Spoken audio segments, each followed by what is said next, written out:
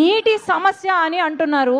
మనకు ఏంటంటే సమస్య ఇక్కడ మన రాయలసీమ ప్రాంతము పైన ఉంది, ఇక్కడేమో ఇది శ్రీశైలం ప్రాజెక్టు కింద ఉంది. ఇది ఒక లెవెల్ రీచ్ అయితే తప్ప మనకు నీళ్లు రావు. కాబట్టి ఇక్కడ బ్యారేజ్ ఒకటి సార్, ఒక బ్యారేజ్ ఉంటే తప్ప మనకు ఈ నీటి ప్రాబ్లము సాల్వ్ అవ్వదు సార్. అక్కడ ఏంటంటే నేషనల్ హైవే కడుతున్నారు, ఒక ఐకానిక్ బ్రిడ్జ్ కడుతున్నారు. ఆ ఐకానిక్ బ్రిడ్జ్ బదులు మనకు బ్యారేజ్ వచ్చిందంటే దాదాపు 60 TMC నీళ్లు. ల్యాండ్ అక్విజిషన్ ప్రాబ్లం కూడా ఏమీ లేదు సార్, ఆల్రెడీ అయిపోయింది ల్యాండ్ అక్విజిషన్.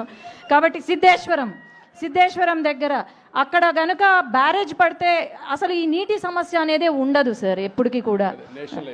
అవును సార్, నేషనల్ హైవే బదులు సెంట్రల్ గవర్నమెంట్ కూడా it has shown interest for bridge come barrage wear ever there is iconic bridge sir. అది ఒక్కటే మనకు నీటి సమస్య తీరుతుంది. సబరి గారు చెప్పినట్టు ఏదైతే నేషనల్ హైవే